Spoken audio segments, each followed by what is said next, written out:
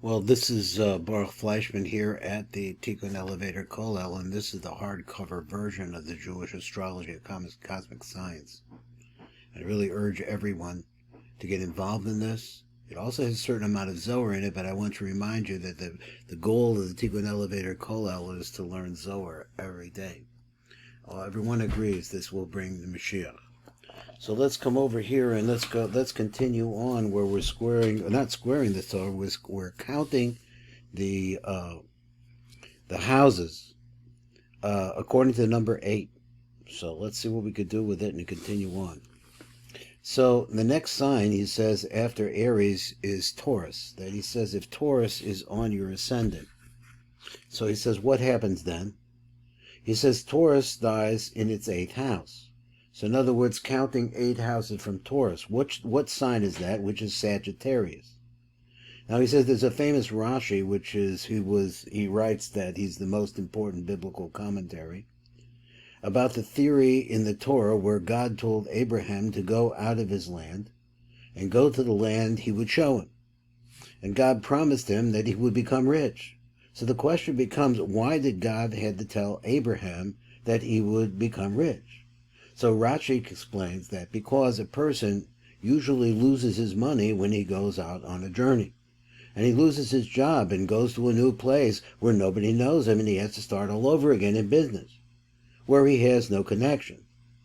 God promised him that nonetheless he would become rich.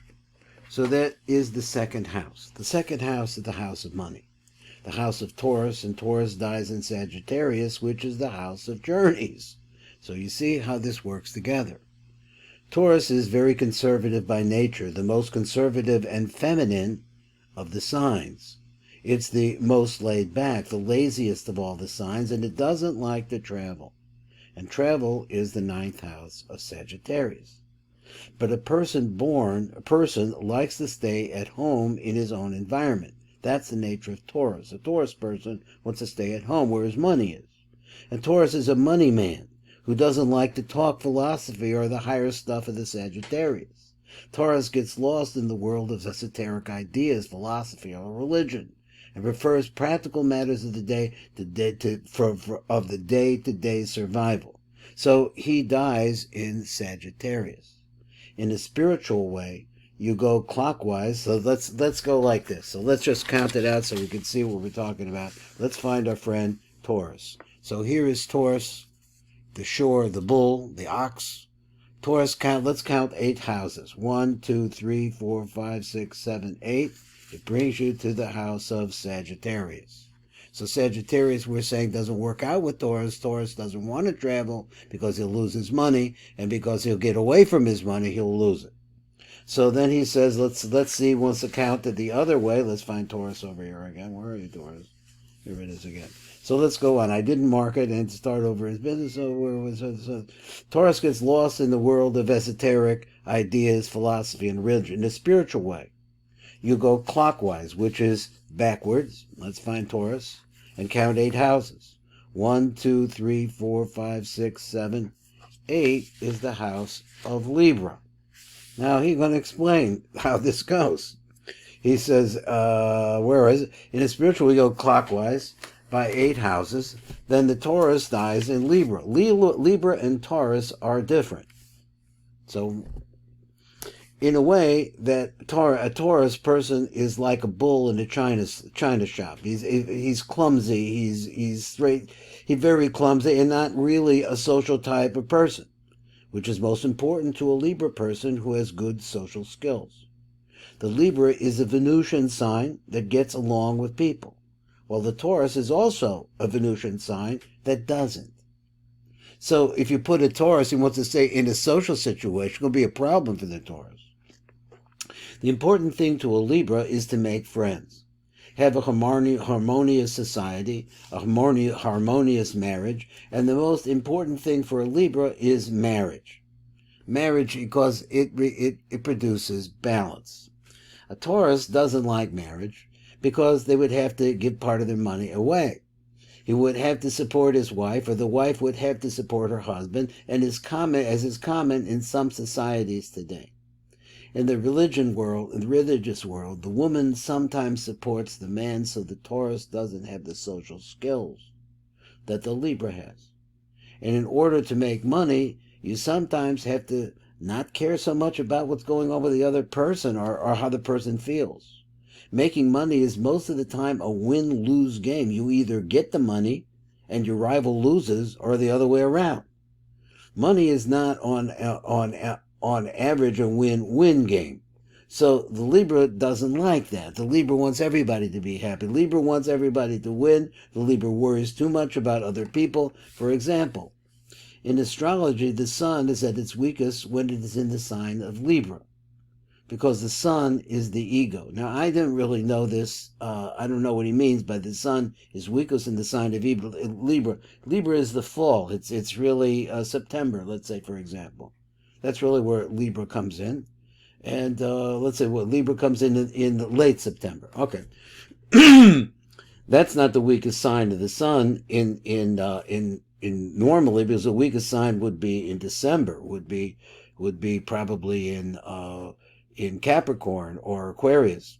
So he says, but anyway, going on, which is not the strength of Libra. So let me go. For example, in astrology, the sun is at its weakest when it is in the sign of Libra, because the sun is the ego, which is not the strength of Libra, because Libra wants to spread it out and be a part of everybody. And on the other hand, the sun is exalted in Aries. He says, why? Because Libra's ego is an all-encompassing one. So some Libra people could become great leaders because they care about everyone, which can make good leadership. They would do everything for everybody. But because the Libra worries too much about other people, it's hard for the Libra type to do business.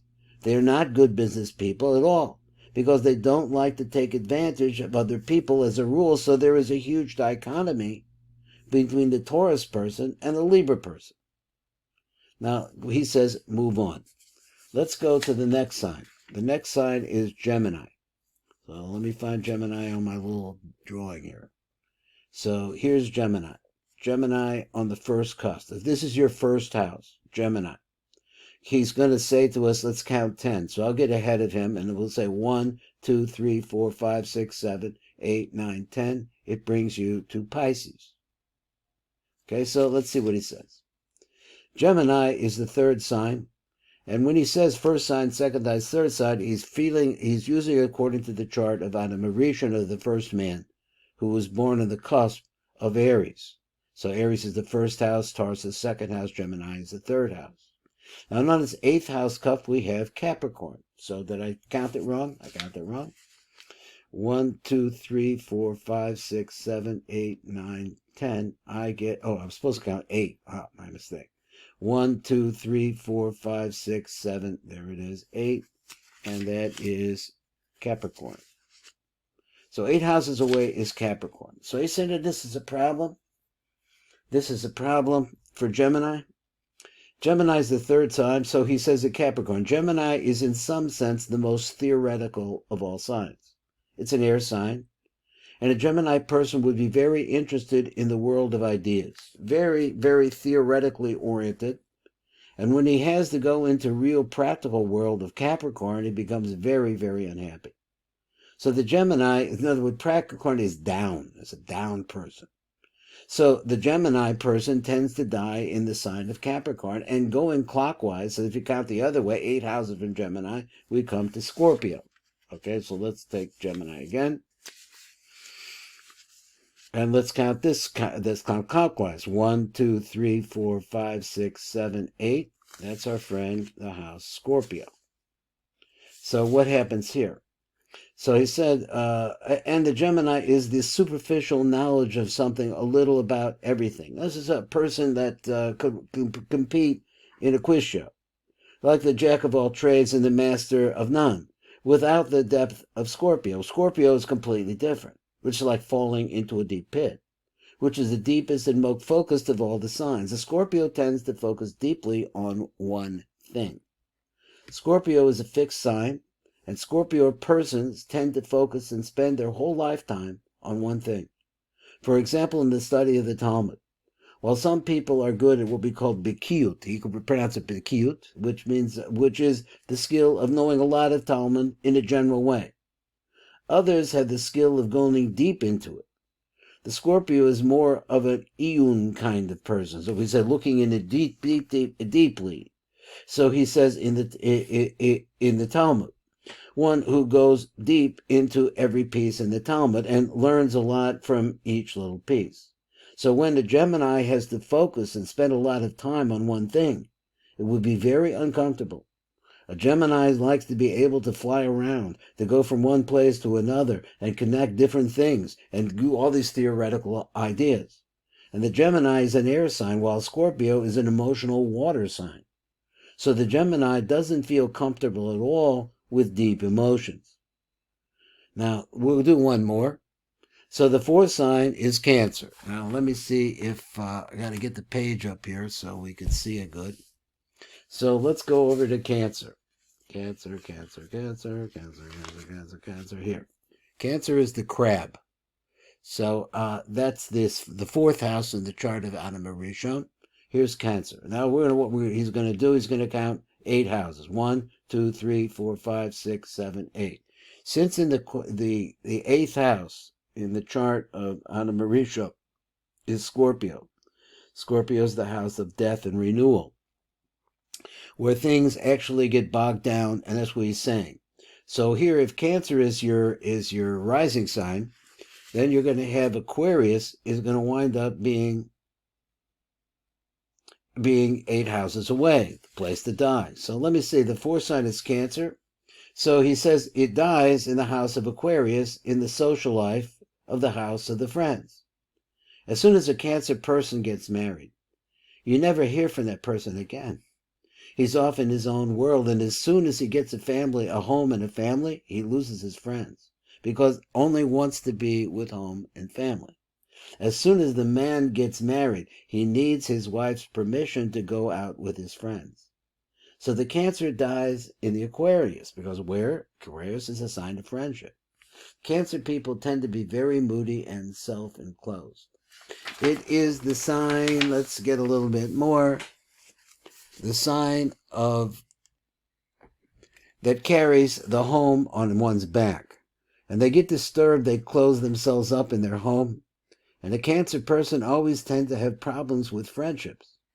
If you have a Cancer chart, you should always work on becoming more social, friendlier, and building a friendship type of network. So these are different ideas, but just the basic idea was telling us. Going 8 houses backwards. So let's find, where'd my chart go? I'm really good at losing stuff. So let's see. Let's take Cancer. Here's Cancer over here. And let's count clockwise. 1, 2, 3, 4, 5, 6, 7, 8 is Sagittarius. Well, what's the problem with Sagittarius? So he says Sagittarius is so you come to Cancer, will bring you to Cancer, the house of travel. Sagittarius is the explorer of the zodiac.